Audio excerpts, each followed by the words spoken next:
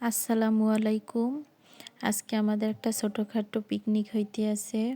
তো মামাতো বোন, ফুফাতো বোন মিল্লা পিকনিক করতে আসি মোরা। এখন এক একজনের এক এক মত, কে কি খাইবে। কেউ চাই খিচুড়ি, কেউ চাই বিরিয়ানি। শেষ পর্যন্ত ঠিক হইলো বিরিয়ানি খাইবে। এখন মোর বড় বোনে আবার রান্না করতে মন চাইতে আছে না, মোরে আবার রাঁধতে কইতেছে। মুই এবার বিরিয়ানি রান্না শুরু করলাম। চলতে আছে রান্না। ওইদিকে বুইনেরা গল্প করতে আছে। বোন যে কত একটা সম্পর্ক।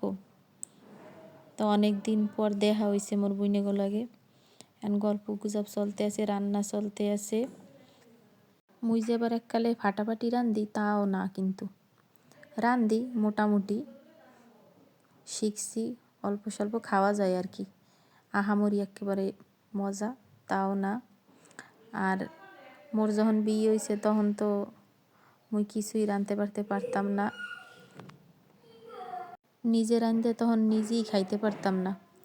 এখন যে কি আসিয়ায় মনে পড়লে যে কি রাঁধতাম আমি। আর আমার জামাই বেচারা খুবই ভালো, আমার স্বামী, কি আর বলমু।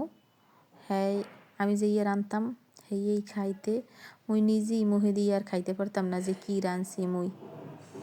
এখন আর এরকম হয় না। তাই এখন শেষ প্রায় রান্না বান্না। একটু বুইনেগুলোকে গল্প গুজব চলতে আছে। কত দেশের গল্প যে শুরু হয় আমাকে দেখা হইলে, 12 দেশের সব গল্প আমাকে বুইনেগো শুরু হইয়ে যায়।